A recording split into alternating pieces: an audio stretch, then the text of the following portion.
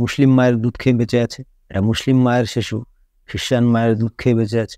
একটা শিশু যখন জন্মগ্রহণ করে সাধারণত তার মায়ের ইমিডিয়েটলি দুধ আসে না, বিশেষত যদি তার সিজার হয়, সেক্ষেত্রে 2-3 দিন কি তারও বেশি সময় লেগে যায়। তাহলে এই যে প্রথম 1-2 দিন শিশুটা কি খেয়ে বেঁচে থাকে, যারা হসপিটাল নার্সিংহোমে যান তারা জানেন যে এই সময় আয়া মাসি ওই বাচ্চাটাকে নিয়ে পাশের বেডের কোনো মায়ের কাছ থেকে সেই দুধটা খাইয়ে নিয়ে আসে।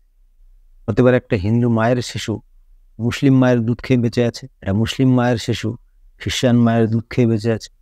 অতএব শিশুটা বেঁচে আছে কাফেরের দুধ খেয়ে, মুসলিমের দুধ খেয়ে, অস্পৃশ্য তার দুধ খেয়ে। অতএব সমাজ যেটা শেখাচ্ছে যে কারোর ওপর ঘৃণা করতে বা কারোর উপর বিদ্বেষমূলক আচরণ করতে, সেই কিন্তু আমাদের বাঁচিয়ে রাখছে।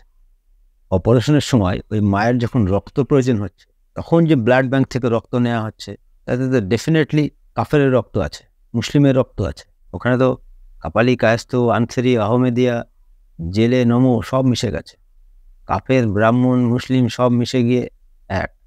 আর ওই রক্ত দিয়েই আপনার জীবন বাঁচাতে হচ্ছে। যে ডাক্তার নার্স আপনার অপারেশন করে দিল, তাকে কিন্তু আপনি জিজ্ঞেস করলেন না সে কাফের কিনা বা মুসলিম কিনা।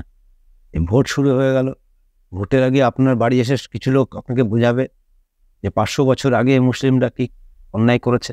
এখন একটা ভূমিকম্পের মৃতদেহ ছবি নিয়ে এসে আপনার সামনে দেখাবে যে এই দেখুন মুসলিমদের উপরে কিভাবে অত্যাচার হচ্ছে, হিন্দুদের উপর কিভাবে অত্যাচার হচ্ছে। আর তাতে আপনি প্রচণ্ড রেগে যাবেন, আপনার মধ্যে ঘৃণা এবং বিদ্বেষ তৈরি হয়ে যাবে। এবার আপনাকে কি বলবে, আচ্ছা এর জন্য কি করুন, এই পার্টিতে ভোট দিন। আসলে আপনি ভোট দিন, আপনার গুরুত্ব হচ্ছে ওই ভোটটা দেবেন।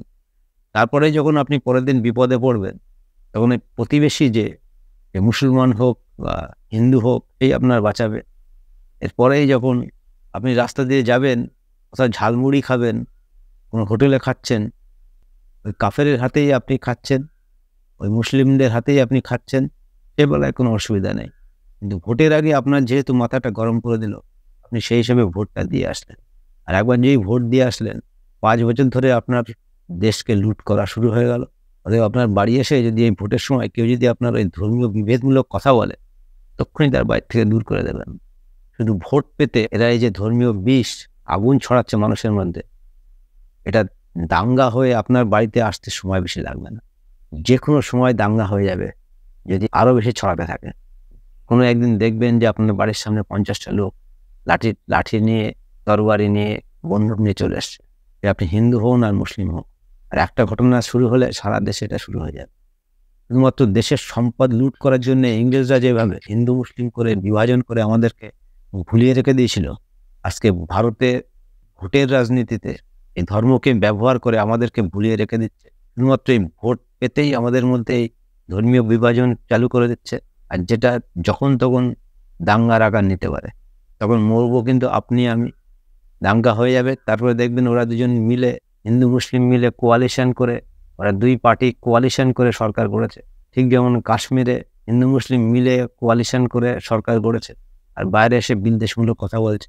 বাংলা যখন ভাগ হয়েছিল তখন হিন্দু মুসলিম, মুসলিম লীগ আর হিন্দু মহাসভা দুজন মিলে এখানে সরকার চালাতো। অতএব আপনার শত্রুকে সেটা আপনার চিনে নিতে হবে। নমস্কার।